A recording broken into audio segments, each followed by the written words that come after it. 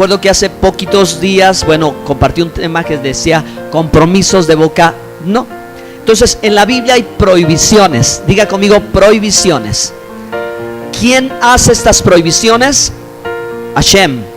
O sea, Dios el Señor hace estas prohibiciones. ¿Por qué Dios nos quiere prohibir algo? ¿Por qué Dios acaso no querrá que nosotros disfrutemos de algo? Diga conmigo, en ninguna manera. Dios quiere que disfrutemos grandemente la vida. Amén.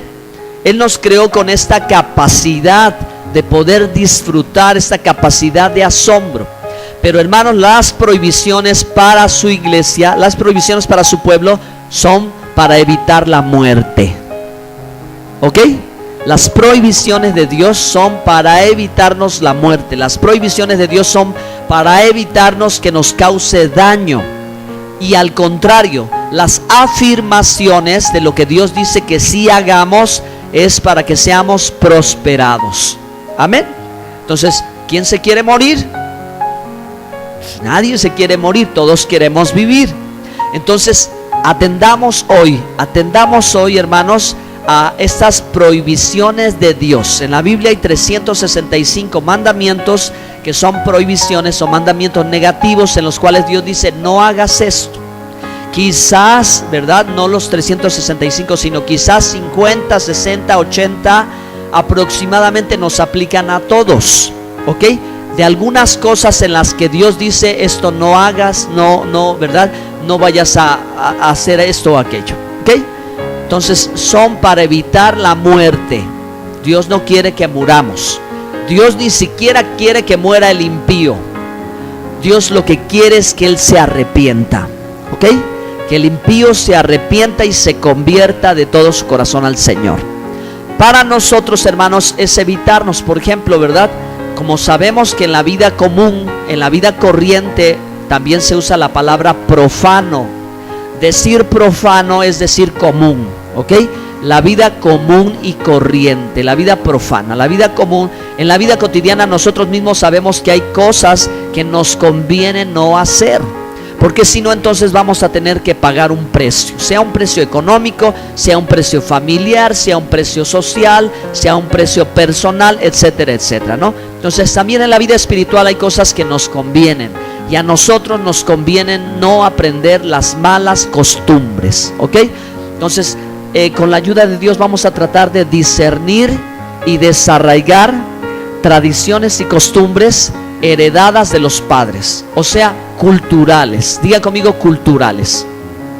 Ok, entonces tenemos una cultura que tiene cosas muy bonitas, tenemos una cultura que tiene cosas muy feas. Ok, esta cultura se basa precisamente en ideas. Las ideas se vuelven tradiciones y las tradiciones se vuelven leyes. En la idea de alguna persona, ¿verdad?, se formularon estas tradiciones. En la idea de alguna comunidad, y luego se hicieron muy populares de tal manera que todos las aceptan. Sean costumbres o tradiciones de alimentos, costumbres o tradiciones de vestimenta, costumbres y tradiciones en los tratos sociales, en la forma de ser de una familia. Hay cosas muy lindas y hay cosas muy buenas, pero hay cosas que son malas. Entonces, hermanos, ya que tenemos de frente los próximos días las celebraciones paganas, ¿verdad?, de la cultura mexicana, pues yo quiero, hermanos, orientarles, quiero invitarles, también quiero exhortarles, hermanos, a que en ninguna manera nosotros accedamos a participar de esto, porque el participar de esto es traer maldición a nuestra vida, a nuestro hogar y a la comunidad. Entonces tenemos una idea muy clara de lo que la Biblia dice en relación con la muerte, ¿ok? Y cómo, ¿verdad?, la Biblia nos guía a nosotros en relación con eso. Jamás nos llama, ¿verdad?, ni a venerarla, ni a prenderle veladoras, ni a llamar a los muertos. Son cosas que están prohibidas en la Biblia de Dios. En la palabra de Dios dice que no invoquemos a los muertos porque nadie viene de allá hacia acá. Hay un abismo. Jesús dijo, ¿verdad?, que había un abismo de separación y que no se podría, ¿verdad?, volver aquí. Entonces, bueno, vamos a leer la Biblia en el primer pasaje que tengo aquí en 1 Corintios 15. Primera de Corintios 15, 53.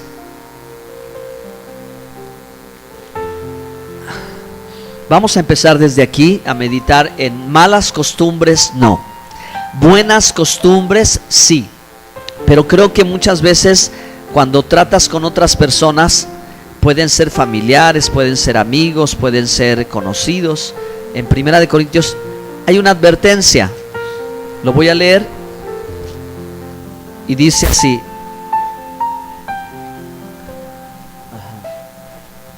Es 15:33, ¿verdad? Miren, hermanos, este versículo en 1 Corintios 15:33 nos dice: no erréis, las malas conversaciones corrompen las buenas costumbres. No erréis. Una de las cosas que más nosotros tenemos que estar atentos en la vida común es no errar, ¿ok? Y mientras menos errores, mejor. Sí, muchas veces Dios nos habla y sabe que como seres humanos somos imperfectos y vamos a cometer errores, pero mientras menos sean los errores, mejor, ¿ok? Tiene que hacerse usted y yo, ¿verdad? Yo desde hace tiempo dije, mientras menos errores cometa, mejor para mí. Me conviene no cometer errores, ¿ok?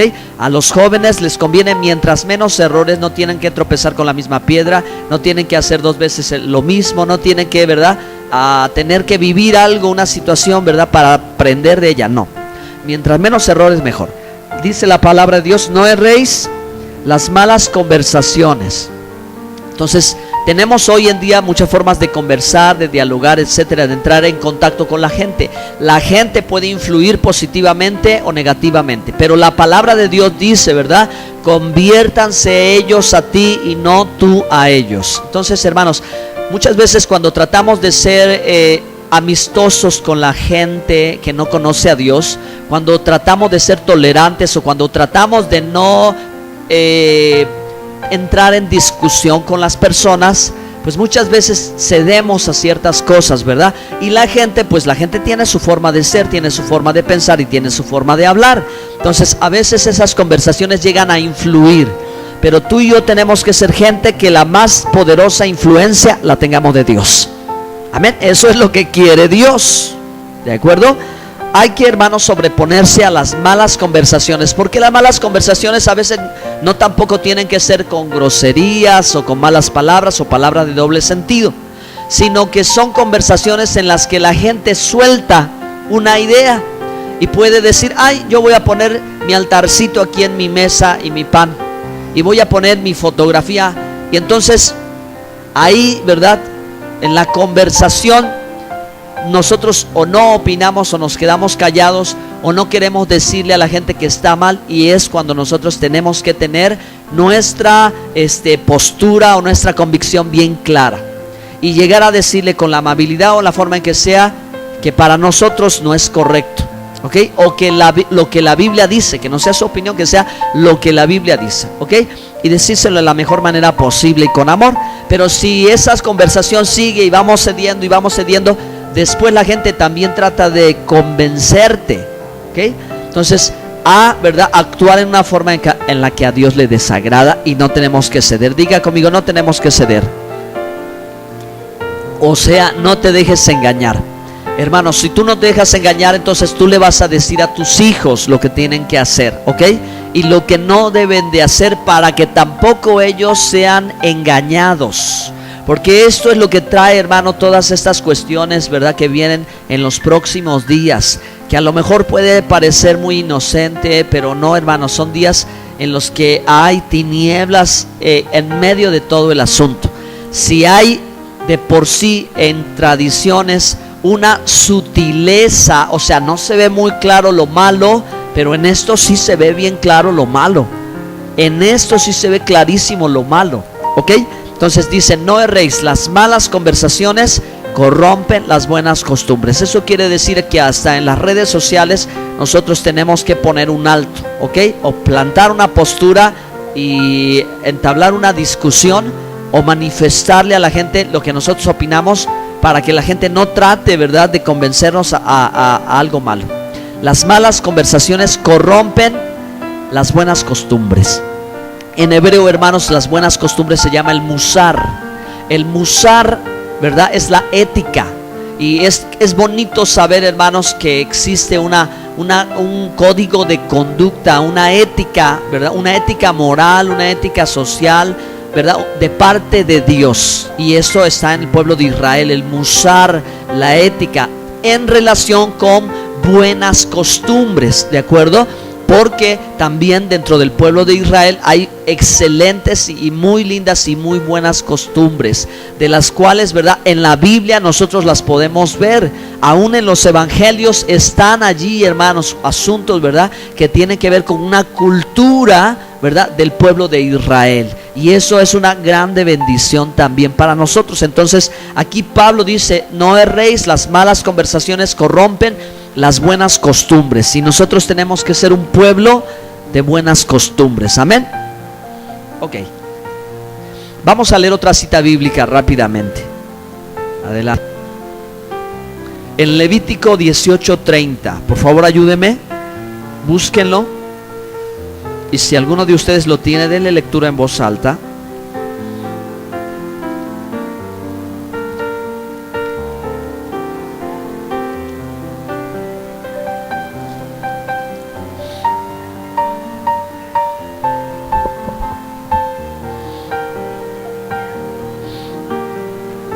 Amén. Ok, miren, este es un mandamiento, ok. Este es un mandamiento de prohibición. Este es un mandamiento donde aquí se manifiesta el amor de Dios, porque Dios quiere que su iglesia esté santa, esté limpia, esté apartada.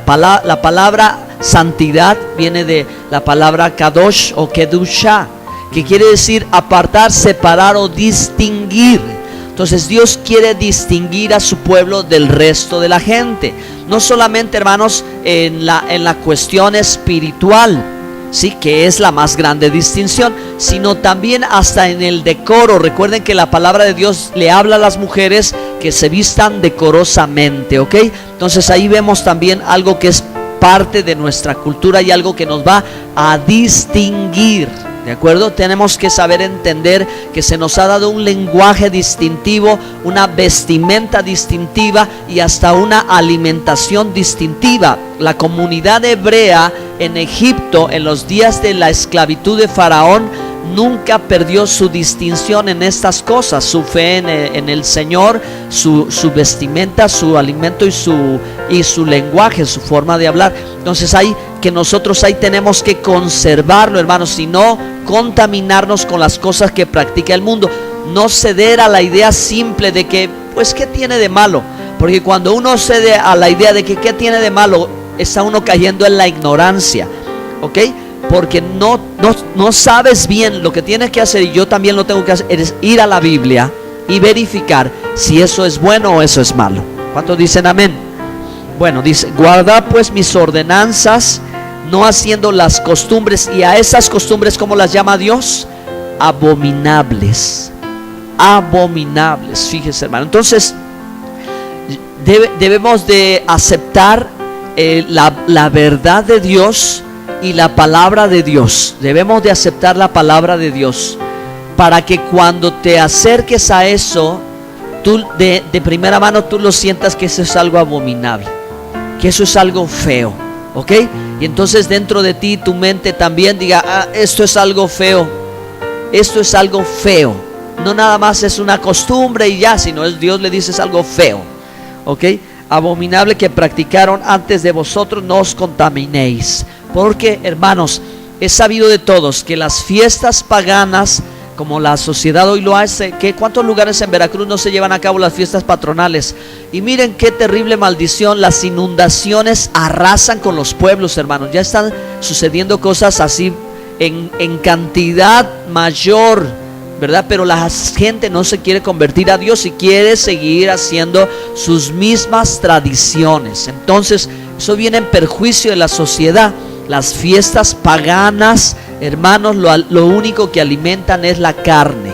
Lo único que incitan, ¿verdad?, es al pecado. A diferencia de las fiestas de Dios, de las costumbres y las tradiciones, las cosas de Dios no van para alimentar la carne, tienen que ir para alimentar el espíritu. Amén. Bueno, vamos a ver. Alaben al Señor. Vamos a ver otra cita bíblica, por favor. En Gálatas capítulo 5. Vámonos a Gálatas.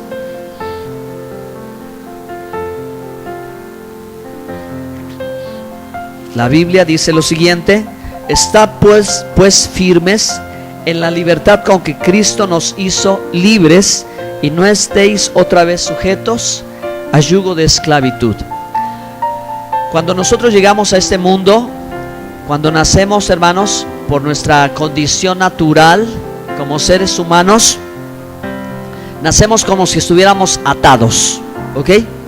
Y lo que Dios siempre quiere hacer en el transcurso de la vida es liberarnos, desatarnos. Él quiere ir rompiendo las estacas, ¿verdad? Las cuerdas que nos atan en relación a este mundo y en relación a esta vida y en relación a la carne, ¿ok? Y aún en relación a las cuestiones espirituales. Dios quiere cortar con esto. Por eso el apóstol Pablo, en el libro que exalta a la palabra antes que a la ley oral o la tradición, Gálatas es el libro que le da la supremacía a la palabra escrita. O sea, dice la Biblia sobre todo, ¿ok? Y al decir la Biblia sobre todo, habla de los mandamientos de la Torá, de la Sagrada Escritura, por encima de lo que cualquier otro hombre pueda decir, como legalismo, religiosidad, etcétera, ¿ok? La palabra de Dios por encima de la palabra del hombre. Y ahora dice aquí: está pues firmes con la libertad con que Cristo nos hizo libres, y no estéis sujetos al yugo de esclavitud. Y un aspecto que tiene que ver con la esclavitud puede ser el aspecto cultural. La cultura pagana, la cultura de hombres, ¿verdad? Las cuestiones humanas nos atan, no nos liberan, pero la palabra de Dios nos libera. Por eso, hermano, crezca en la convicción de que no tiene usted su lugar, ni parte, ni suerte, ni nada que ver en relación con las fiestas paganas o con lo que el mundo hace en los próximos días. Amén. Vamos a ver otra cita bíblica, por favor. En Primera de Pedro 1:18.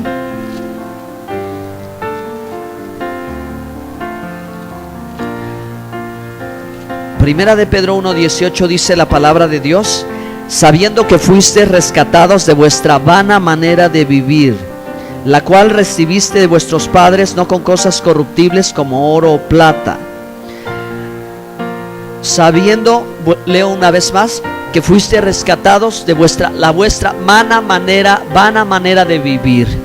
¿Dónde aprendimos esto? ¿Dónde recibimos esto? Bueno, pues yo creo, hermanos, que la mayoría de nosotros que venimos del mundo y llegamos a los pies del Señor, traemos una forma de comportamiento, una conducta aprendida y repetida por generaciones, que es algo que, como la familia lo acepta, automáticamente quien crece en el seno de un hogar también lo acepta. Y entonces no pensamos o no revisamos o no conocemos si acaso esas costumbres familiares están perjudicando a la familia, ¿ok? O son contrarias a la Biblia. Entonces tenemos nosotros que reprogramarnos, olvidarnos de muchas cosas que aprendimos por herencia y aprender las cosas correctamente, ¿de acuerdo? Tenemos que aprender las cosas bien y tenemos en nuestras manos la oportunidad, hermanos, de ser transformados. Porque hoy el mundo también, a pesar de que está tan arraigado muchas cosas, hay una parte que está tratando de buscar la solución. Hay una parte en la mente de la gente que está tratando de buscar la verdad, que quiere conocer la verdad. Entonces ahí es donde de pronto hay alguna idea que puede llegar a hacer entender la gente, ¿verdad? Pero esto, hermano, todas las cosas vienen de la palabra de Dios, están en la palabra de Dios. Y puedo decir algo, hermanos, de que la Biblia tiene un mensaje y una enseñanza superior o mucho más avanzado que la vida común de hoy. Aunque sea una vida moderna o posmoderna, la Biblia todavía supera en mucho a la cultura de hoy del mundo, es mucho más avanzada. Así que cuando nosotros empezamos a vivir conforme la Biblia, estamos viviendo como si viviéramos en el futuro. y no viviéramos en estos tiempos. Israel, cuando recibió la Torá, la palabra de Dios, en las manos de Moisés y la aprendió, hermano, definitivamente le dio un avance enorme en comparación con los pueblos caníbales alrededor de ellos, con los pueblos que mataban a sus hijos y adoraban a los ídolos y hacían cuestiones muy cavernícolas, por decirlo así, ¿ok? Israel era un pueblo muy avanzado, y al día de hoy Israel sigue siendo un pueblo muy avanzado en la tecnología, en la ciencia, en el conocimiento. Porque, hermanos, tienen una cultura que va adelante, no una cultura atrás. Entonces, muchas cosas que vemos hoy, la sociedad que las acepta, son cuestiones ya de antiguas, pero sin sentido, y viven, hermanos, en el atraso cultural. Y usted y yo tenemos la invitación de Dios de vivir una vida mejor. Amén. Bueno, pues denle un aplauso al Señor, hermanos. Vamos casi a terminar. Eso es. Aleluya. Vamos a leer Colosenses 2:8. Regrese un poquito en su Biblia. Colosenses, ya lo tengo aquí. Dice: mirad que nadie os engañe por medio de filosofías y huecas sutilezas, según las tradiciones de los hombres, conforme a los rudimentos del mundo y no según Cristo. Malas costumbres definitivamente no, hermanos. Tenemos que madurar, tenemos que crecer, tenemos que avanzar, tenemos que ir por un cambio, pero dentro de la iglesia, hermanos. Lo que no pueda pasar en el mundo, que suceda aquí, que suceda en nuestras vidas, y que nosotros, hermanos, pues no nos dejemos llevar, al contrario, identifiquemos, porque precisamente esa es la tarea, hermanos, ¿sí? Nuestra tarea el día de hoy es de discernir, de ser capaces de diferenciar entre lo que es bueno y lo que es malo, ¿ok? Entonces, algunas cosas para concluir. Nosotros tenemos que discernir entre lo santo y lo profano. Repito, profano quiere decir común, ¿ok? Común a todos. No necesariamente tiene que ser algo de grado muy malo o maldad, sino profano es algo cotidiano, a diferencia de lo santo, que no es cotidiano.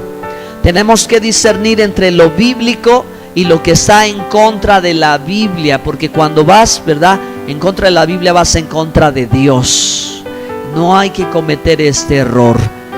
Discernir entre la mentira y la verdad. El conocimiento nos va a ayudar. Conocer los mandamientos de Dios, conocer la Biblia, nos va a ayudar a discernir entre lo que es verdadero y lo que no es verdadero. Y finalmente, ¿qué es lo valioso? Fíjense que precisamente por eso las costumbres se repiten año con año. Las costumbres en la gente, porque la gente sabe que hay algo ahí de valor, ¿ok? La gente le da algo de valor a la costumbre, por eso lo hace una y otra vez. ¿Cuál es nuestra tarea en ese sentido? Separar lo precioso de lo vil, ¿ok? Dios dice, ¿verdad?, que si nos santificamos y nos limpiamos, ¿verdad?, Él nos hará como su boca y nos ayudará a discernir entre lo precioso, si sabemos escoger lo precioso de lo vil. ¿Están aquí? Bueno, finalmente, ¿qué se necesita, hermanos, para lograr nosotros separarnos de las cuestiones, ¿verdad?, de las costumbres, de las que vienen en los próximos días? El sentimiento de traición. Mucha gente no quiere dejar su tradición porque siente que está traicionando a algo o a alguien. Pero creo, hermanos, que ahí es donde tenemos todos que poner en balanza a quién queremos agradar. Al menos nosotros decir, ¿agradamos a Cristo o agradamos al diablo, a la carne o al mundo? ¿Usted a quién escoge? Pues siempre, ¿verdad?, vamos a decir, escogemos a Cristo. Entonces, cuando nosotros dejamos tradiciones paganas, no estamos traicionando a Dios, no estamos traicionando a Cristo, no estamos traicionando a nadie. Al contrario, nos estamos liberando, ¿ok? La gente tendría, para dejar la idolatría, primero superar el sentimiento de traición, porque siente que traiciona a la imagen. Pero la Biblia dice que el ídolo no es nada. Amén. Y hay recientemente escuché esto tan bonito, ¿verdad?, en cuestión con la idolatría. Cuando Noé por 120 años trató de convencer al mundo de que existía un Dios en los cielos y que vendría un juicio, nadie compró la idea, nadie creyó, ¿sí?, más que él y su familia fueron salvos, dice la Biblia. Pero ahora sí que no tuvo mucho éxito. Pero hermanos, cuando Abraham, siendo niño, creyó al Señor y creía en Hashem, creía en Dios, estando en Ur de los Caldeos en Babilonia, él no vendía la idea de la fe en el Señor, sino él destruía ídolos. Él destruía ídolos, ¿de acuerdo? Y esto empezó a traer un cambio espiritual, empezó a traer un cambio en su descendencia. Y ustedes saben las 7 bendiciones que Dios le dio a Abraham en Génesis 12, cuando le dijo: vete de tu tierra y de tu parentela a la tierra que yo te mostraré. Pero hermanos, Abraham se dedicó a destruir ídolos. Entonces superó definitivamente el sentimiento que pudo haber en su casa, ya que por tradición,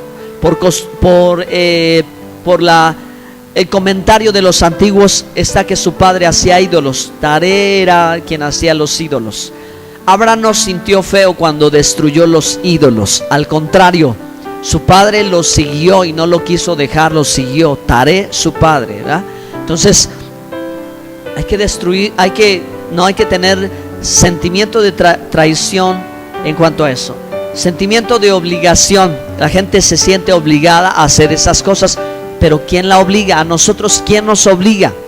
¿Quién nos podría obligar a hacer tal o cual cosa si sabemos que es una tradición? ¿Dios? No, Dios no nos obliga a hacer más que su palabra. ¿Ok? Estamos obligados a obedecer solo a Dios. Amén. Sentimientos de asimilación, o sea, que algo se entremezcla, y ese sentimiento de asimilación es tan fuerte que a la gente le cuesta desprenderse, ¿no?, o desasimilarse. Y creo que una de las cosas que, como decía yo, nos conviene muchas veces es el desapego. El desapego existe. Hay tiempo de morir y tiempo de vivir, tiempo de amar y tiempo de, ¿verdad?, de apartarse, tiempo de juntarse y tiempo de separar. El desapego a veces es necesario, y en estos días, hermanos, conviene el desapego cuando tenemos, ¿verdad?, familia o vecinos o cosas que sabemos que ellos son muy apegados a eso, ¿sí? Ahí es cuando el desapego, ahí desaparece. El pueblo de Israel, cuando vive en una comunidad, un pueblo donde se desaparece por un cierto número de días y ya. Entonces el desapego a veces conviene. No quiera ir usted el Día de Muertos a visitar a su familia que pone su altar y que le va a querer invitar de esa comida, ¿ok?, o de esas cosas. Mejor, aparte, ahorita no puedo, otro día voy. Finalmente, el sentimiento de temor. No hay que tener temor, hermanos, al contrario, hay que ser decididos y firmes en cuanto a estas cosas, y ayudar a otras personas a que ellos hagan lo mismo, que no tengan miedo. El desapego a las tradiciones y a las costumbres no va a perjudicar, al contrario, nos va a beneficiar a todos. Amén. Bueno, pónganse de pie, por favor. Vamos a hacer juntos la oración.